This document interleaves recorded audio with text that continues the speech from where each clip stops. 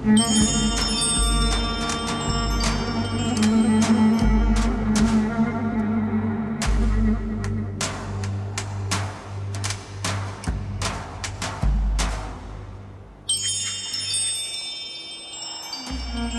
मैं छोटी थी, मेरे दादा मुझे हमेशा एक ही कहानी सुनाया करते थे, ज़मरुद अनका की कहानी। इसीलिए मेरा नाम ज़मरुद रखा गया।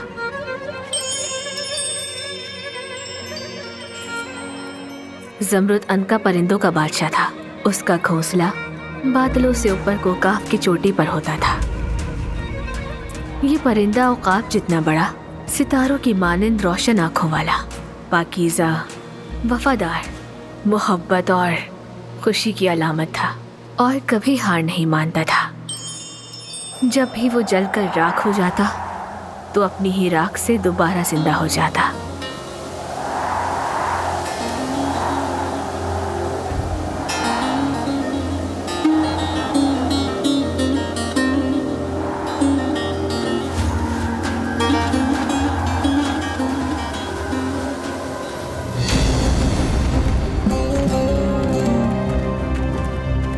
वो कहते थे ना, चाहे तुम जलकर राख हो जाओ, चाहे मायूसी तुम्हें जहन्नुम की आग में जला डाले, लेकिन तुमने कभी हार नहीं माननी।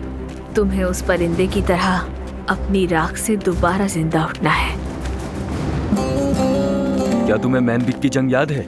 हाँ बिल्कुल। तीर दहशत करते उनके और कमांडर अदनान सिर्फ एक बंदूक के साथ उनकी चौकियों में घुस गया। मैं तो कहता हूँ कमांडर अदनान की ये कहानी स्कूलों में पढ़ाई जाए। उन्हीं की वजह से हम अपने घर लौट रहे हैं।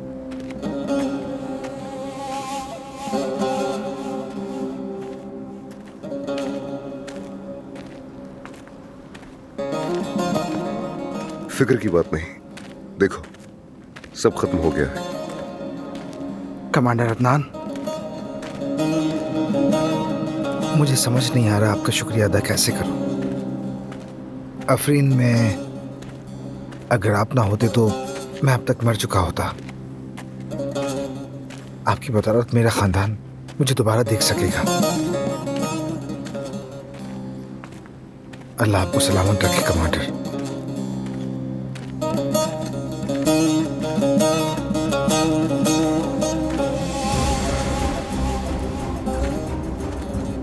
काश कि आप मेरे हकीकी भाई होते।